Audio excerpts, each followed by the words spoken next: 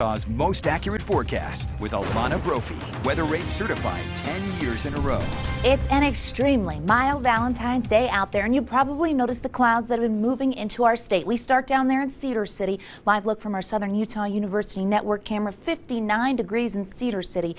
And Salt Lake is matching that temperature. Those above average temperatures, very noticeable with southerly winds helping crank the temperatures. They're out there and the wind will shift direction. We do have a chance of some wet weather. I've got the timeline on that as a storm system is approaching the state. We do have colder temperatures on the way, so the mild conditions you saw over the weekend and to start this week, well, they're not sticking around forever. There are the clouds in downtown Salt Lake City. Our doTERRA camera showing off the cloud cover, 59 degrees in Salt Lake. That's 16 degrees above where we typically are. Okay, does that not tell you it's extremely mild out there? We'll see those 50s hanging steady as we get through the next several hours. Mostly cloudy skies, those clouds locking in some of those warmer temperatures. Southerly flow ahead of the front. You see the front on satellite radar collapsing our ridge, increasing that cloud cover in the last several hours.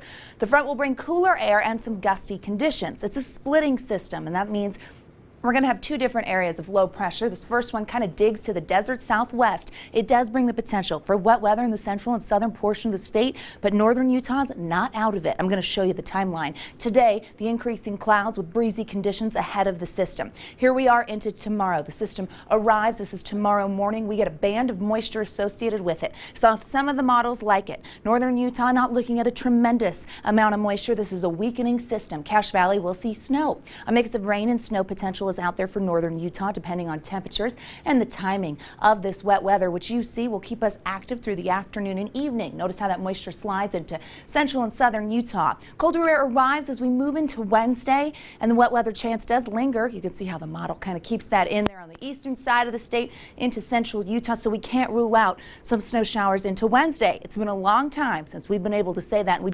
definitely want that storm to come rolling in. How much? Big question here. Trace to 2 inches for our valleys in northern Utah. Tooele Valley could do a little better as that system comes through. It looks to favor the west side. Mountain valleys at 2 to 4, 1 to 3 on the benches. Not a tremendous amount of moisture, and some areas won't get anything. We have really warm ground temperatures, so that snow may not stick. I-15 corridor, though, trace to 3 inches. Central and southern Utah, again, have a better chance of seeing this moisture. Northern mountains at 3 to 7 will take anything at this point. Central mountains get 4 to 8. Even our southern mountains will tap into some snow, and it's been a while since we've been able to say that. So 1 or 2 inches goes a long way. 30s, 40s, and 50s with temperatures dropping into tomorrow as the cold front comes through. 62 in Moab, 64 in St. George. Here's a look at the next 7 in Washington County, where gusty canyon winds and a slight chance of some rain for tomorrow in Washington County. Temperatures cool into the 50s and the winds hold steady down there in Wasco, so a heads up there. Wasatch Front does see the chance of that moisture Tuesday.